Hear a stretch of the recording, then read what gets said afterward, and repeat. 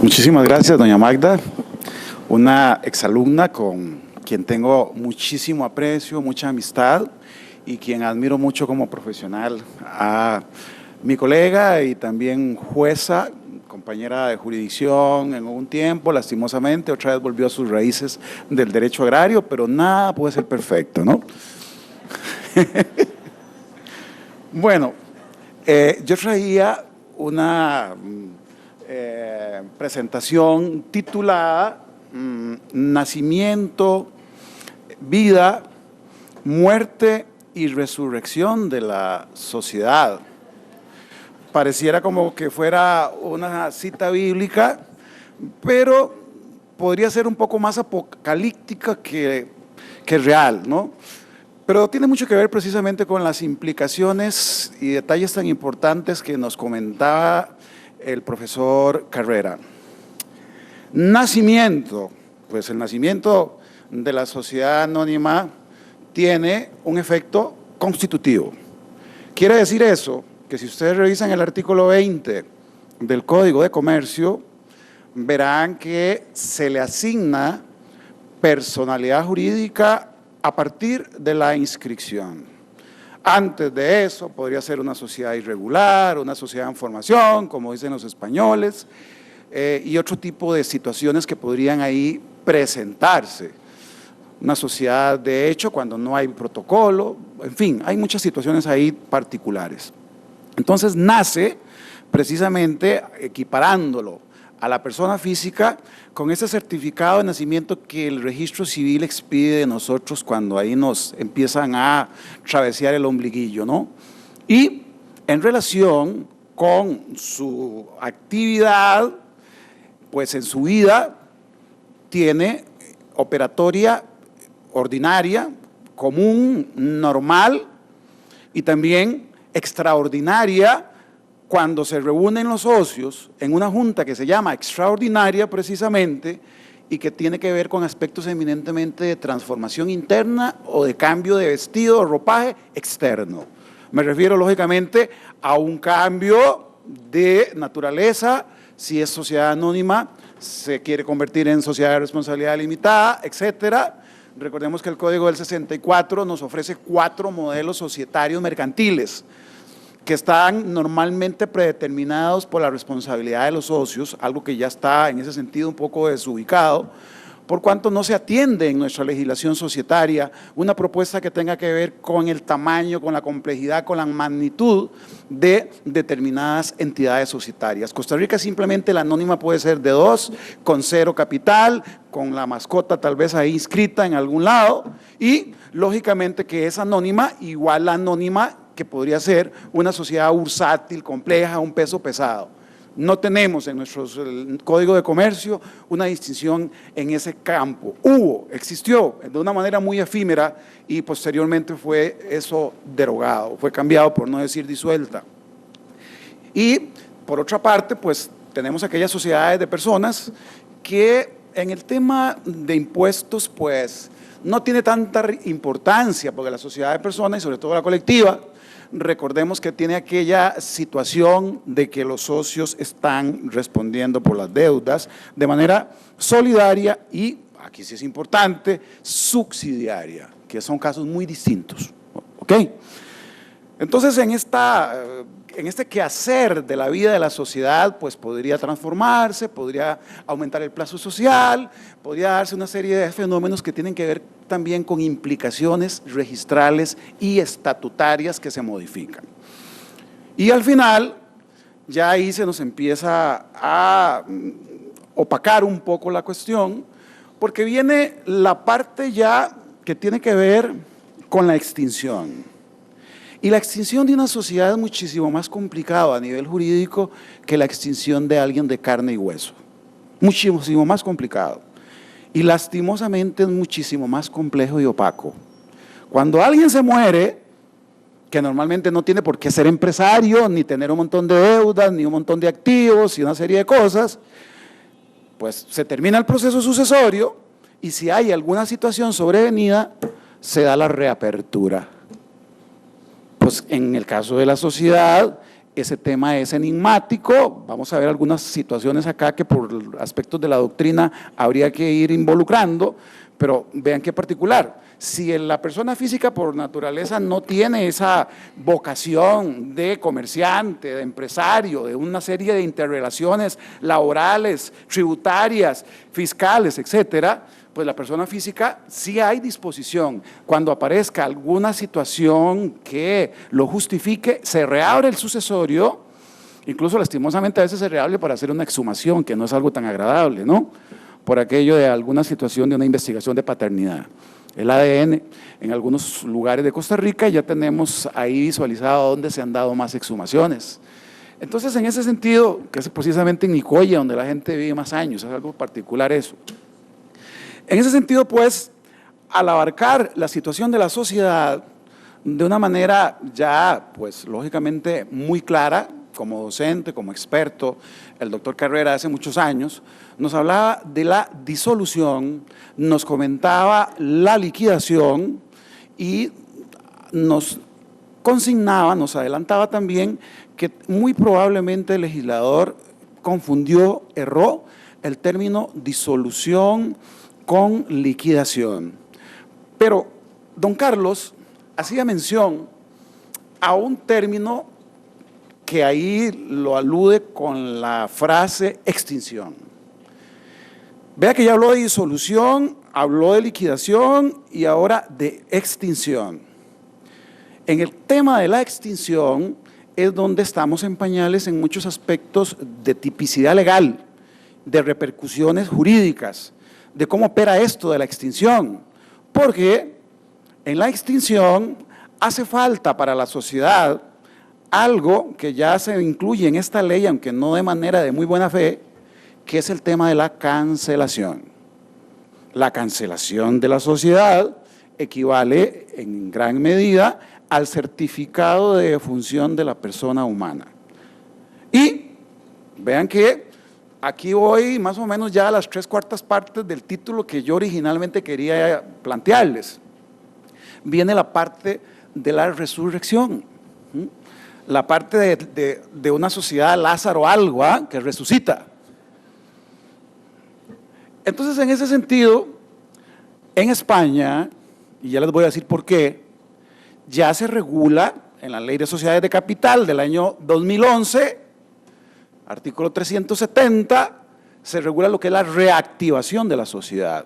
De manera que yo, pues lógicamente desconocía el gran dato que nos está dando el profesor Carrera, en el sentido de que en escasos días atrás, la Sala Constitucional determinó que la disolución es algo definitivo, irreversible, total y absolutamente equivale casi que a la muerte de la persona física. Pues veremos en qué medida a nivel societario tal vez esa propuesta de la sala no podría ser compartida desde el punto de vista de derecho de sociedades.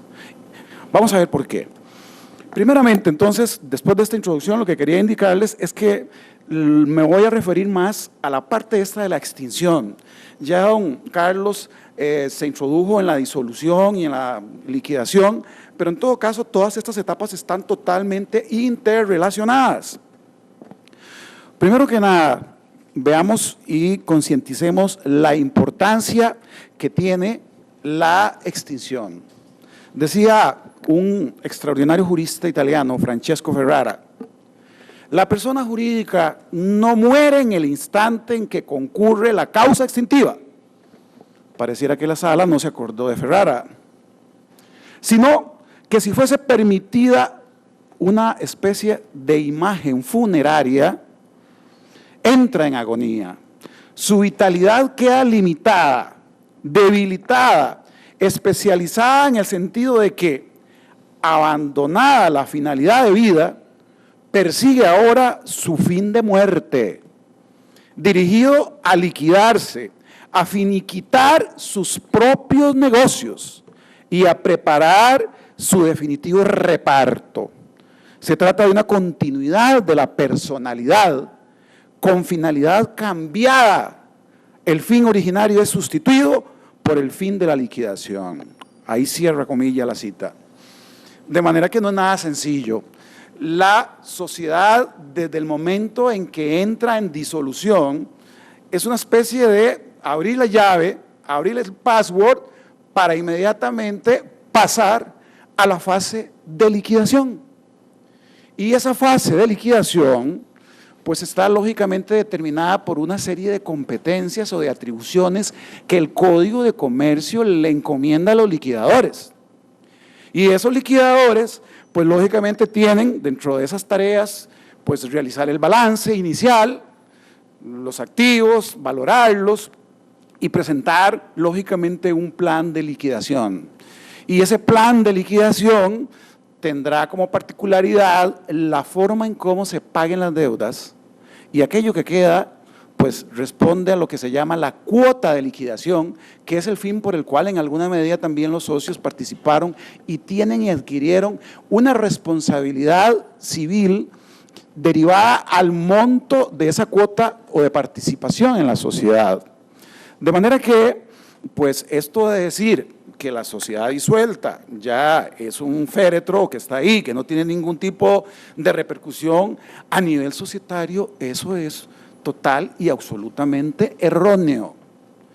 Ahora bien, hablábamos de disolución y la disolución pues lógicamente tiene diferentes matices. Hay una disolución que está relacionada al fin de la extinción de la sociedad mercantil, que es bajo el camino, bajo la hoja de ruta, disolución, liquidación y cancelación registral, por así decirlo. Pero hay otras situaciones de disolución que no vienen por el efecto de la extinción normal, vienen por un fenómeno, por otro camino, que no es que se extingue, sino que se modifica, que muta, que es el caso de la fusión por absorción.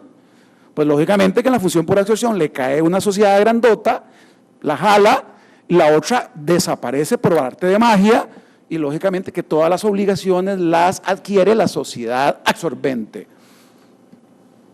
Eso no tiene nada que ver en relación directa con nuestro tema. De manera que ahora sí ingreso a algo muy interesante. Resulta que existen disoluciones de pleno derecho. Dentro de la disolución típica, frecuente, fácil, normal, de pleno derecho, pues no es ni más ni menos que el vencimiento del plazo. ¿Qué más claro que eso? Y por lo tanto no requiere de ningún tipo de constatación procedimental para nada. Vencimiento del plazo es un dato objetivo, concreto, que está directamente relacionado con la publicidad registral. Y ahí lo tenemos, o sea, ya se disolvió. ¿Querrá eso decir, y desde luego ya la experiencia ha dicho que no, que un vencimiento del plazo, o de pleno derecho de disuelta la sociedad, equivale a que ya no hay nada más que hacer? Pues desde luego que eso sería erróneo. Hay que hacer toda la tarea liquidatoria. Lo que se está lógicamente economizando es ese trámite previo por resultar inocuo, inútil, sin sentido, porque ya ahí está el hecho objetivo que la ley determina como un acto típico de disolución. Ahora bien, la ley actual, la ley de este año, la ley que estamos comentando, nos dice que es en el artículo 7, disolución de pleno derecho, y que además de eso, por los 3 años de no pagar el impuesto, inmediatamente se ordena que se inmovilice prácticamente cualquier tipo de movimiento registral, y también se anota sobre los bienes de la sociedad. Pregunto, partiendo de esa propuesta un tanto desfasada y desconcertante de pensar que la solución dada es que esa disolución de pleno derecho prácticamente entierra al ente societario, pues lógicamente que es un autoestrangulamiento para los propios acreedores y desde luego también para la administración tributaria. ¿Cómo va a continuar los procesos si esa sociedad no va a tener representante? ¿Cómo va a continuar los procesos si esa sociedad está total y absolutamente ya congelada a nivel de su capacidad de actuación? De manera que no habría nada que hacer bajo esa propuesta, y esa situación trágica de evidente mortalidad automática que nos decía en alguna medida el profesor Carrera, pues ya nos dejaría en una situación, bajo esa propuesta, total y absolutamente de incertidumbre. No podemos pensar que por tratar de ser una situación disuasiva y de sanción, estar prácticamente que inutilizando o desapareciendo a la sociedad.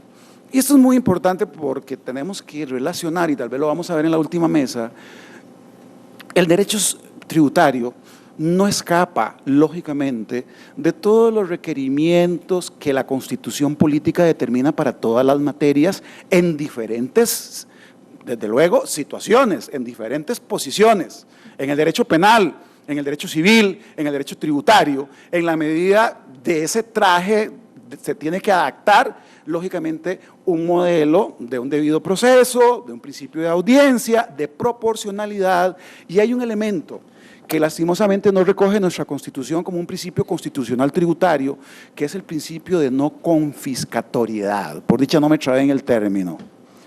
O sea, no tiene el Estado, a través de su facultad soberana, coercitiva, esa situación de poder confiscar de manera automática y desproporcionada el patrimonio de su colectividad, de sus ciudadanos.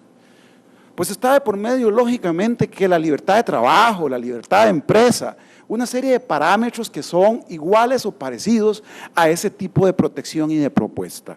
Entonces, bajo ese punto de vista, pasamos ya al tercer planteamiento. ¿Será efectivamente claro y definitivo que el artículo 7 y la propuesta que estábamos comentando sobre la disolución hace que termine y fenezca, y sobre todo, lo más particular es anotación del asiento de cancelación? Pues bien, les cuento. A raíz de que Costa Rica no tiene pues una propuesta más o menos clara sobre esto, pues me di la tarea de hacer alguna investigación en el derecho comparado. Me cayó como anillo al dedo, y también por cuestiones que es más fácil, por las cuestiones del idioma, el derecho español. En España sucedió una situación muy parecida, aunque no fue tributaria, pero en el aspecto jurídico es idéntica. En el año 1989, España ha dado un gran salto en cuanto a sus reformas societarias, y el Real Texto Refundido de la Ley de Sociedades Anónimas del 89 ordenó, derivado de la ordenación del derecho comunitario, de las directivas comunitarias, la exigencia del capital mínimo. De manera que, a diferencia de nuestro sistema, que es todo lo contrario a ello, en la Unión Europea en el año 89 se partió de dar un plazo transitorio para que todas las empresas que fueran más o menos basura, digo más o menos porque sí tienen algún tipo de desarrollo económico y actividad y capital, pero lo que se pretendió hacer y se hizo en España a raíz de la unión de las propuestas del derecho comunitario era cancelar todas las sociedades sin actividad. ¿Qué hace Costa Rica? Pues premiarlas con pagar menos impuesto a las sociedades inactivas para captar, pues lógicamente, mayor posibilidad de rendimiento tributario. Porque si tenemos más o menos 800,000 o 900,000 sociedades, pues casi que las 3/4 partes de eso no tienen nada, pues no cae mal que nos paguen 60 y resto mil de pesos por año. Con eso creamos plazas y hacemos una serie de cosas en diferentes aspectos. Europa no. Europa, lo que no está funcionando, pues se tiene que cancelar, porque la sociedad nace para realizar una actividad. Y no podemos pensar en que una actividad se puede desarrollar sin un centavo, sin libros. En la Argentina, este hecho es una causal de abuso de la personalidad jurídica e inmediatamente también la cancelan y le interponen un trámite, ya sea administrativo o jurisdiccional. Porque es impensable eso en los países serios. Bueno, Argentina es serio en ese aspecto. Ok, hecha esta aclaración, pues determinamos que en 5 años, en el año 95, tenía las sociedades tiempo para ajustar ese capital mínimo. ¿Y cuál fue la propuesta? La propuesta era la cancelación, la disolución de pleno derecho y la cancelación. Exactamente igual que esto. Esto generó un verdadero terremoto, tsunami en España a nivel de las diferentes interpretaciones que daba la doctrina. ¿Qué posiciones dio la doctrina? ¿Cuál fue? Pues fue muy distinta a la que aquí estaba en principio operando. Según la doctrina española, y sobre todo, algo que tiene mucha importancia en ese país, que es los notarios y los registradores, hay una dirección general de notarios y registradores, que son los que determinan toda la serie acá de circulares y de interpretaciones, determinaron que a pesar de que se indique que se cancela la presentación, eso no determina lógicamente que la persona jurídica se extinguió, no. La liquidación sigue, pues precisamente es un elemento ineludible para poder seguir adelante. Tendría más bien que llevarse a cabo porque es en esa liquidación donde tiene que darse toda la serie del pago, del reconocimiento de los créditos y de la cuestión de lo que tiene que ver con la distribución de la cuota de liquidación. De manera que fue claro el punto a tal grado que ya con la reforma del 2011, que ya la unión de la sociedad anónima con la sociedad de responsabilidad limitada como sociedades de capital en un solo ente regulatorio, en una sola disposición normativa, que es la ley de sociedades de capital, determinaron que precisamente la cancelación no determina la inexistencia. O sea, se hace o se puede plantear esa cancelación, pero no necesariamente tendría que dar al traste con la personalidad jurídica. Y para ir terminando, es muy importante tomar en cuenta que en ese sentido la cancelación se discute, porque todos esos aspectos hay que irlos visualizando, no tenemos una normativa y todo esto tendremos que mientras tanto irlo analizando bajo una apoyatura doctrinaria sobre todo. En España entonces se le dice que la cancelación puede tener efecto constitutivo o declarativo. La tesis dominante es que es declarativo. ¿Por qué es importante determinar el efecto declarativo o constitutivo? Porque a diferencia de la inscripción, aunque la cancelación se dice que es la contracara, que es la muerte, que es ya la inscripción final, pues en ese sentido hay que tomar en consideración que una sociedad, por el hecho de haber operado, de haber estado activa, todas aquellas situaciones sobrevenidas que no tienen lógicamente preexistencia de conocimiento previo y que el registro tampoco conoce, justifica y determina un efecto declarativo y que pueda reabrirse para poder distribuir o asumir el pago de obligaciones pasivas, como es el caso de que sobrevengan pasivos o sobrevengan activos. Además de la cancelación, pues lógicamente que con esto ya en España también se configura y se implementa lo que se llama la reactivación. La reactivación, pues ahí sí que vale entonces a esa resurrección, no tanto bíblica, sino jurídico-societaria, que es propiamente cuando efectivamente se da este fenómeno de que aparecen circunstancias que determinan reactivar, volver nuevamente a darle de alguna manera nueva vigencia a esa capacidad de la personalidad jurídica. Y situaciones son muchas las que pueden ofrecer a manera de ejemplo estas circunstancias. Hace muchos años me preguntaba por ahí un estudiante, hace mucho tiempo de eso, de que qué hacía por cuanto fue inicialmente a cancelar una hipoteca. Y en ese tiempo le dijeron que tenían un problema registral con el representante de la sociedad, que le daban el recibo y que pasara en algunos días para luego ponerse de acuerdo para formalizar la escritura ya de cancelación. Pasó el tiempo y como buen tico duró más de la cuenta y entonces llegó nuevamente al lugar y le dijeron, mire señor, la sociedad tiene bastante tiempo de estar liquidada. Ya eso se terminó, no tiene ninguna posibilidad usted de que le firme a alguien, porque a pesar de que le dimos lastimosamente con el recibo de pago, pues ya eso no podría usted hacerlo a nivel del registro. Pues entonces, bajo una propuesta lógicamente de poder nuevamente reactivar, poner a operar la sociedad para ese supuesto, para ese caso, que es muy justo y que es muy lógico que pueda darse, igual que en una sucesión. Cuando se presentan situaciones posteriores, se hace la reapertura. Y ahí entonces, pues lógicamente que habría que reabrir eso. Hay algo también importante que tiene relación con esto. El Código de Comercio tiene una situación prevista en cuanto a la obligación de los liquidadores de el almacenamiento o llevar los libros.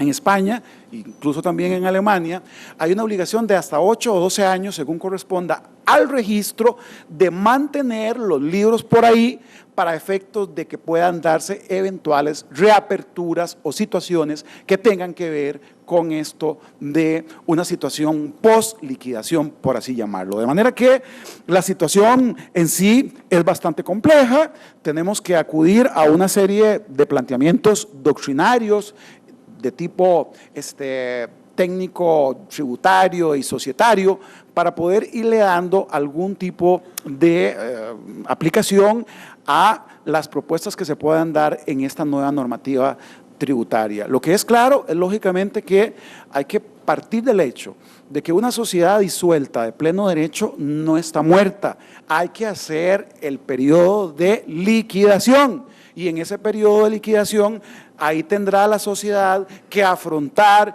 que tener que ver si pagó o no, o alegar lo que sea, para el cobro del impuesto y también darle cuentas a los demás acreedores. ¿O es que la administración tributaria no se da cuenta de que no son los únicos y exclusivos acreedores? Pues hay acreedores también que pueden aparecer muy importantes que tenga la sociedad y todo lo que tiene que ver con ese tipo de situaciones propias de una actividad empresarial con lo que tiene que llevar en cuenta en cuanto a su actividad. Con eso termino, quiero dejarles entonces a ustedes la inquietud sobre cualquier tipo de pregunta, observación o comentario, porque el tema resulta muy, pero muy atractivo. Muchísimas gracias.